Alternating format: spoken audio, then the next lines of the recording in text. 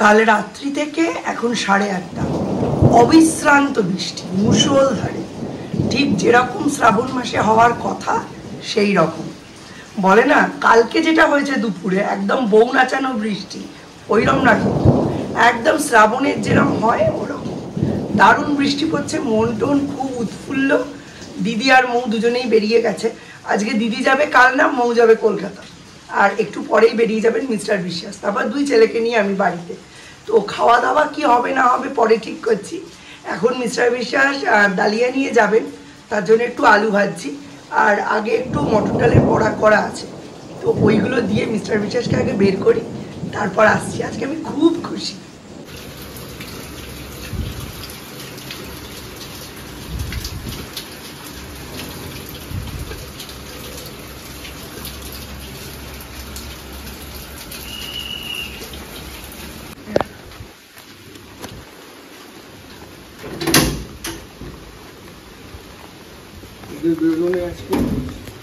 কারুর বেরোনো নেই আজকে, আমি টেনে দেবো।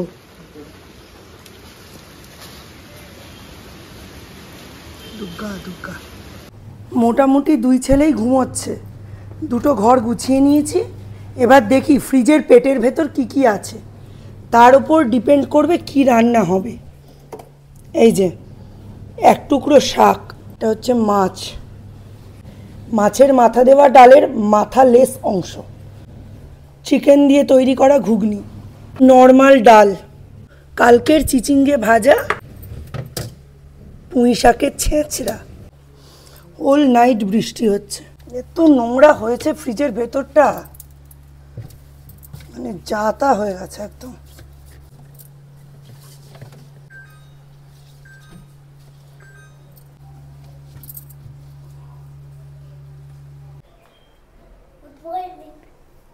Have a nice day. তুমি খুব গুড বয়। তুমি এক্ষুনি ঘুম থেকে উঠলে নাকি? ঠিক আছে, মুখ টুক ধুয়ে ফ্রেশ হয়ে। খিদে পেয়ে গেছে? ঠিক আছে, একটু পড়াশুনো করে নিয়ে খেয়ে নেব। স্টাইলগুলো কোত্থেকে শিখিস?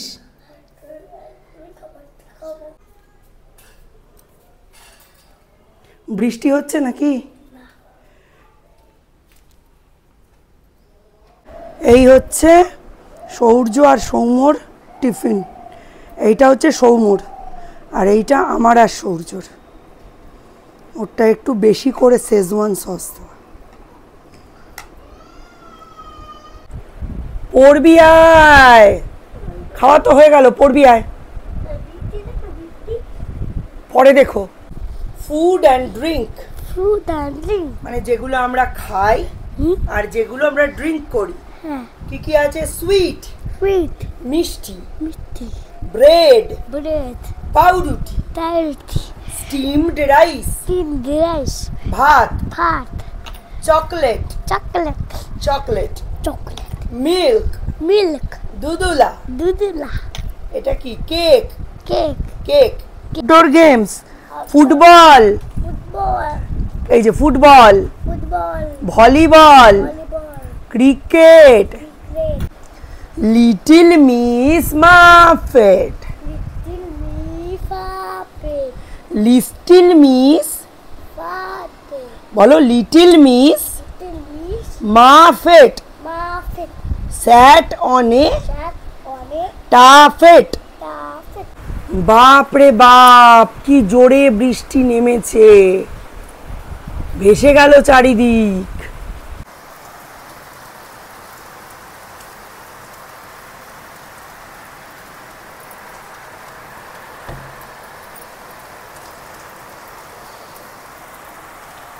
শোনো, এইবার একটা হাইড অ্যান্ড সিক গেম আমরা খেলবো, ঠিক আছে? হ্যাঁ, আচ্ছা, ক খুঁজে বার করো। ক এইখানে উল্টো পাল্টা আছে, এখানে খুঁজে বার করো। ও মা, দেখতে পেয়ে গেছো? আচ্ছা, এবার খ খুঁজে বার করো। এই যে খ, এখানে খুঁজে বার করো। আচ্ছা, গ খুঁজে বার করো। গ, 5 লেখা গ। এই দিক থেকে 5 লেখা গ। পরপর লাইন চেক করো। এইটা নেই, এই লাইনটায় নেই।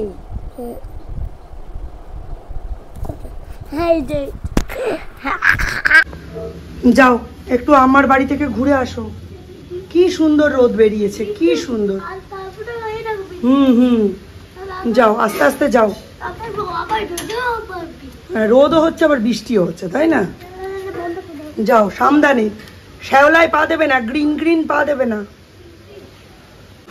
সকাল থেকে এই রোদ্দুর বেরোলো জাস্ট 3 মিনিট।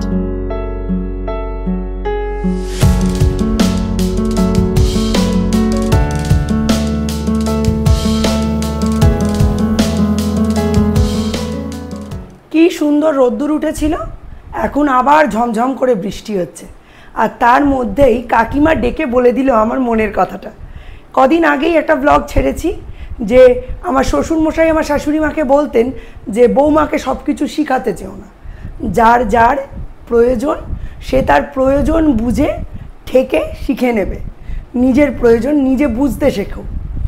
যাই হোক, কাকিমা হয়তো কমেন্ট করে না, কিন্তু কাকিমা আমাকে ডেকে আজকে বলল তোমার এই ব্লগটা আমি দেখেছি। সত্যিই তো, আমরা কেন এত চিন্তা করি? আমরা শ্বশুর শাশুড়িদের এত চিন্তা করার তো দরকার নেই। আজকে কাকিমা সত্যি কিছু মনে করো না, আমি আমার মনের কথাটাই বলেছি। এই যে এত চিন্তা, আমার ছেলে কি খাবে, আমার ছেলে কি পড়বে, আমার ছেলে এতটুকু কড়া ভাজা মাছ খায়, আমার ছেলে ডিম হার্ড বয়েল ছাড়া খেতে পারে না, কি আমার ছেলের চিকেনে এই রকম গরম মশলা পড়ে, আমার ছেলের জামা গেঞ্জি জাঙ্গিয়া রোজ না কাচা হলে সে পরতে পারে না, এখন আমার বৌমা 2 দিন অন্তর কাচ্ছে, হ্যাঁ এখন আমার ছেলে আমার বৌমাকে দেখে রুটি আলু ভাজা বাদ দিয়ে কর্নফ্লেক্স খাচ্ছে। নট এ ইস্যু, এগুলো নিয়ে ভাবার আপনার প্রয়োজনই নেই। এই কথাটাই আমি বলতে চেয়েছি। আপনার দায়িত্ব আপনি করেছেন, আপনার ছেলে আপনার বৌমা দুজন দুটো পূর্ণবয়স্ক মানুষ, তাদের বাকি জীবনটা একসঙ্গে কাটাতে হবে। সে তার বউ হয়ে এসেছে, আপনার ছেলে তার স্বামী হয়ে এসেছে, আপনি মধ্যিখানে নেই। আপনার দায়িত্ব কর্তব্য আপনি পালন করেছেন, এইবার আপনি আপনার লাইফটাকে লিড করুন। আপনি ভালো ভালো গল্পের বই পড়ুন, ভালো সিরিয়ালস দেখুন, ভালো গান শুনুন, আপনার সমবয়সীদের সঙ্গে ঘুরতে যান, টুকটাক বেড়াতে যান, সমবয়সীদের সঙ্গে গল্প করুন। কম বয়সীরা করলে কিটি পার্টি, আপনারা করলে সৎসঙ্গ, অসুবিধা কি? তাদের মধ্যে ঢুকবেন না, তৃতীয় ব্যক্তি হবেন না প্লিজ। এটা আমার মনে হয়েছে, এটাই আমি বলেছি। হয়তো কাকিমা বা কাকিমার মতো অনেকেই আমার চ্যানেলে আছেন যারা কমেন্ট করতে পারেন না লিখে। কাকিমার সঙ্গে দেখা হলো মুখোমুখি, তাই কাকিমা বললেন। এরকম যদি নেগেটিভও হয় মুখোমুখিই বলবেন। ঠিক তেমনি সকলকে অনেক অনেক ধন্যবাদ ব্লগ দেখার জন্য, ভার্বালি বা লিখে বাই রাইটিং কমেন্ট করার জন্য ধন্যবাদ। কখন বলেছি তোকে জামা কাপড়গুলো মেলে দিতে, এখনো অবধি মেলিসনি। সেদিন পরিষ্কার করেছি, ঘরটার অবস্থা কি করেছিস? জামা কাপড়গুলো না হয় আমি মেলেছি, তুই এই খাটটার কি দশা করেছিস? 1 রাউন্ড জামা কাপড় নামলো, 1 রাউন্ড জামা কাপড় চাপবে। কালকে ওই হুট করে বউ নাচানো বৃষ্টিটা এলো, ব্যাস আমি আর দিদি তো কোনো রকমে জামা কাপড় টান মেরে মেরে নামিয়ে এনে দিদি এখানে মেলে দিল। আজকে এটা নামিয়ে, আজকে তো বাদই দাও, কাল রাত্রির থেকে চলছে বৃষ্টি, মধ্যিখানে 1 ঘন্টা মতো মনে হয় অফ দিয়েছিল। সবগুলো এগুলো তুলবো, তুলে এইখানে আবার মেলবো, এইগুলো আবার ভাঁজ করব। প্রচুর কাজ, আজকে রান্না নেই, মাঝে মাঝে হয় না আবর তাবর কাজ, আজ সেরম। শুয়ে থাক, মায়ের সঙ্গে করে নাও, বউ এইসব সহ্য করবে না। কালকে ভিজে ঝোল হয়ে ফিরেছে, ছাতাটা অবধি মেলেনি।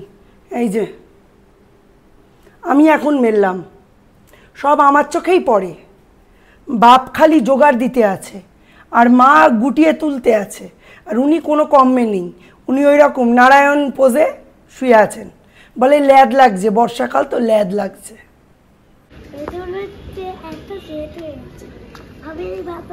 পিসে মশাইকে দেখে এইগুলো শিখেছে, মাথায় ছাতা দিয়ে যাচ্ছে। তাড়াতাড়ি যা, তাড়াতাড়ি যা।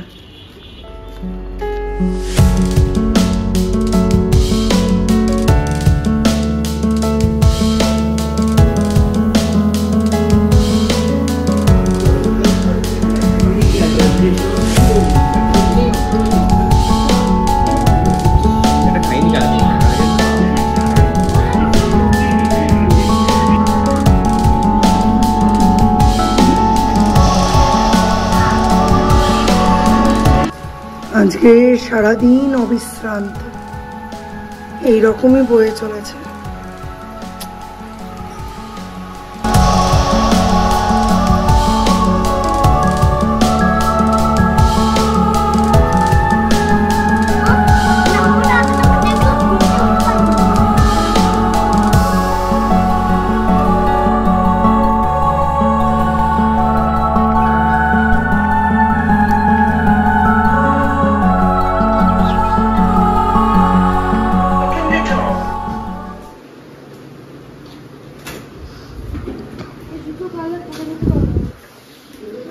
জুতো রস ভরা হয়ে গেছে।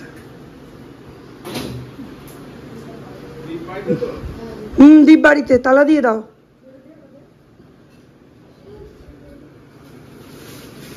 দেখ, দিদি পুট অফিসে চাকরি করে, দিদিকেই পুট দিয়ে দিয়েছে ধরে। কি হবে? কি হচ্ছে? মুড়ি, একটু মুড়িটা।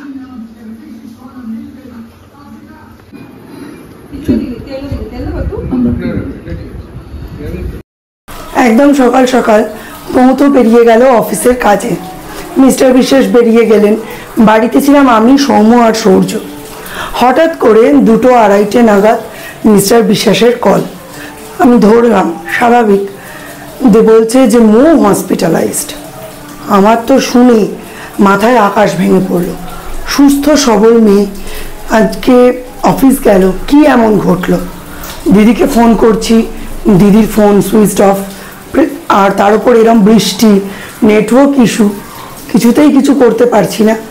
তো তারপরে 1 ঘন্টা পরে মিস্টার বিশ্বাসকে ফোন করাতে উনি বললেন যে ব্যাপারটা অতটা চিন্তাজনক কিছু নয়। মৌ যেহেতু মানে হসপিটালেই জব করে, নার্সিং স্টাফও, তাই ওর ক্ষেত্রে ওরা একটু বেশি প্রিকশন নিয়েছে। অ্যাকচুয়ালি ওর প্রচণ্ড মেনস্ট্রুয়াল পেন হচ্ছিল, মেনস্ট্রুয়াল পেনের কারণেও সেন্সলেস হয়ে যায়, এত বেশি হচ্ছিল। তো সঙ্গে সঙ্গে ওকে ওরা সিকিম মণিপালেই তো জব করে, তো ওকে অ্যাডমিট করে নেয়, স্যালাইন চলে, অক্সিজেন চলে, এবং তারপরেও স্টেবল হয়। এখানে এদিকে এত বৃষ্টি হয়েছে, আমাদের এখানে নেত্রালোকের পরে আর টোটো চলছে না। দিদি কোনো রকমে একটা টোটো পেয়ে বাড়িতে এসেছে, আর ওরা দুজন হাঁটতে হাঁটতে এসেছে। এই হচ্ছে অবস্থা। এখন মৌ ঘুমোচ্ছে, রেস্ট করছে, শরীর ভালো আছে। ও যদি আনকনসাস নাও হতো, ও যা মানে ফিগার নিয়ে কনসাস, যা খাওয়া দাওয়া করে, ওর স্যালাইনের প্রয়োজন ছিল। এখন একদম ওকে তরতাজা লাগছে। কালকে ওর আবার ডিউটি, পরশু দিন ওর আবার সেমিনার, ছুটি নেই। নার্সিং স্টাফদের যে জব, সেই জবটা আর্মির জবের পরেই হাই মানে সিকিউরিটি জব, মানে প্রচণ্ড খাটনির, সে তো সকলেই জানো। তো এখন তাড়াতাড়ি খিচুড়িটা করে নিয়ে আসছি আবার তোমাদের সামনে। অনেক বছর আগে এরমই এক বর্ষার রাত্রে বাবা এসেছিল। এবার এরম বৃষ্টিতে আটকে গেছে। মা বাবু বলছে একটু গোবিন্দভোগের খিচুড়ি খেয়ে যাও।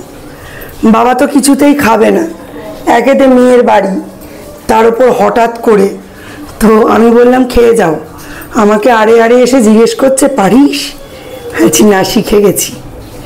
তো বাবা খাচ্ছিল না, ঠাকমা বসে থাকবে বাবার জন্য, মেনলি ওই কারণে একটু গাজর দিয়ে দিলাম। এবার ফোড়নটা তৈরি করব। ভেবেছিলাম এবেলা মাছের ঝোল ভাত করে নেবো, তবে এই মেনুটাও বেশ ভালো লাগে আমার, খুব একটা মন্দ হয়নি। তার মধ্যে আবার দীপের বড় বড় কথা, বেগুনি হবে, না বেসন নেই, বলছে তাহলে লাবড়া হবে। আনলাম কিচ্ছু নেই, থোড় মোড় কিচ্ছু নেই, কি করে লাবড়া হবে? বলছে বাবা। আনলাম খিচুড়ি যে করবো, কাঁচা লঙ্কাও নেই, তেজপাতাও নেই, আদাও নেই।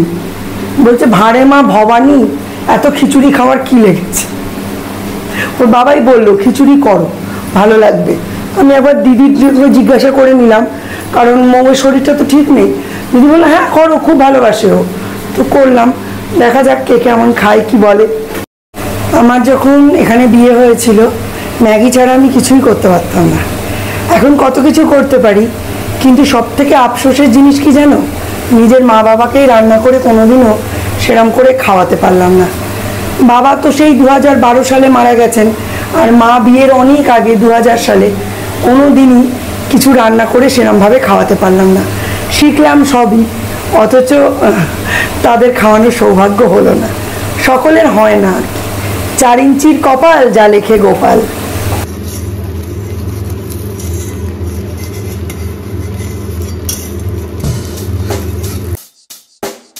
Check the mic and make sure it sound right, boys.